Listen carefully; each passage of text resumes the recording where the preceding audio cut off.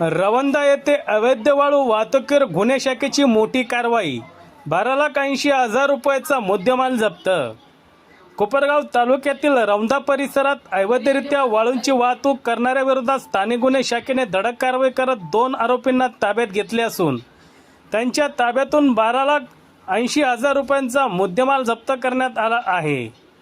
Police अधीक्षक मुमक्का सुदर्शन यांच्या आदेशानुसार पोलीस निरीक्षक किरण कुमार कबाडी यांच्या मार्गदर्शनाखाली स्थानिक गुन्हे शाखेचे पथक अवैध वाळू उपसा व वाहतुकीविरोधात कारवाईसाठी रवाना करण्यात आले होते.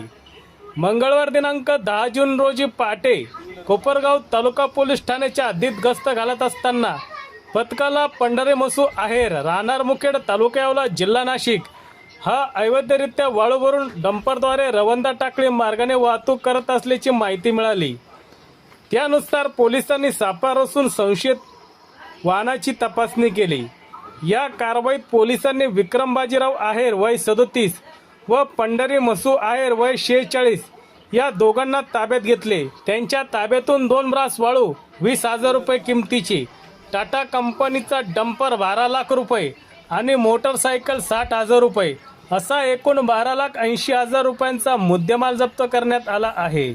या प्रकरणी कोपरगाव तालुका पोलीस ठाण्यात गुन्हा रजिस्टर क्रमांक 246/2026 अन्वये भारतीय न्याय संहिता 2023 चे कलम 303(2) अंतर्गत गुन्हा दाखल करण्यात आला असून पुढील तपास सुरू आहे.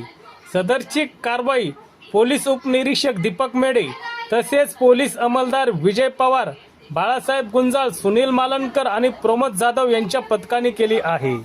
सत्य एक्सप्रेस न्यूज साठी रवींद्र जगताप, कोपरगाव.